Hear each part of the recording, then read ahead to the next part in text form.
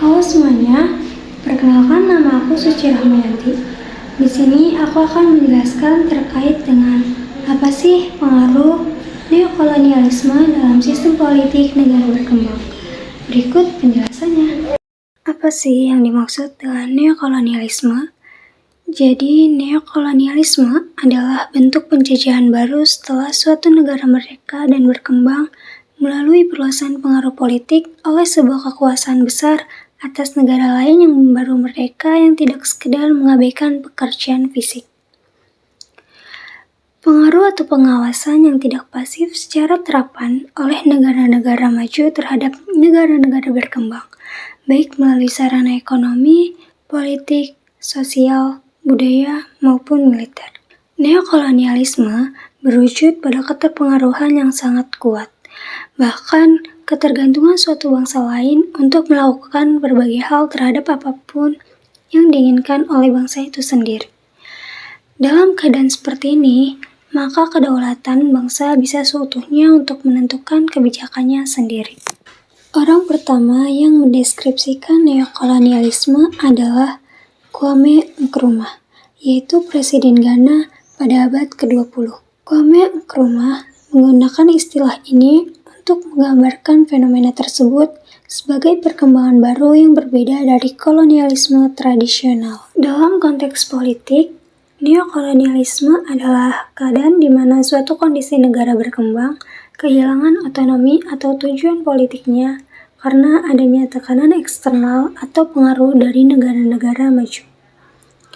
Neokolonialisme politik sering dikaitkan dengan dominasi negara-negara yang kuat, baik melalui lembaga internasional, hubungan ekonomi yang tidak seimbang, dan pengaruh budaya dan ideologi. Ini berbeda dari kolonialisme klasik dengan menggunakan mekanisme yang lebih halus, seringkali melalui jalur politik, ekonomi, budaya, dan diplomasi. Neokolonialisme politik mempengaruhi sistem politik suatu negara berkembang dengan berbagai cara, dimulai dengan dampak pada kebijakan pemerintah dan meluas ke kontrol publik, diplomatik, agama, dan sosial. Dalam hal kebijakan pemerintah, negara-negara berkembang seringkali terikat pada kebijakan ekonomi yang ditetapkan oleh lembaga keuangan internasional seperti IMF atau Bank Dunia. Dalam situasi ini, mereka mungkin diharuskan untuk menerapkan program kebijakan struktural yang memprioritaskan pengurangan utang dan pengelolaan nilai tukar. Meskipun kebijakan ini menghambat kohesi sosial dan pembangunan lokal. Dalam hal kontrol diplomatik dan politik, negara-negara maju memberikan bantuan kepada pemerintah atau kelompok di negara berkembang dengan cara-cara seperti bantuan finansial, pelatihan, atau bahkan intervensi langsung. Tujuan dari dukungan ini adalah untuk mempertahankan kepentingan mereka yang pada gilirannya dapat mempengaruhi struktur politik dalam negeri dan mengarahkan kebijakan negara berkembang agar sesuai dengan kepentingan negara maju. Dalam hal pengaruh budaya dan sosial, negara-negara maju sering mendominasi media dan hiburan di negara berkembang, yang berdampak pada preferensi pelanggan serta pandangan dunia dan nilai-nilai masyarakat setempat.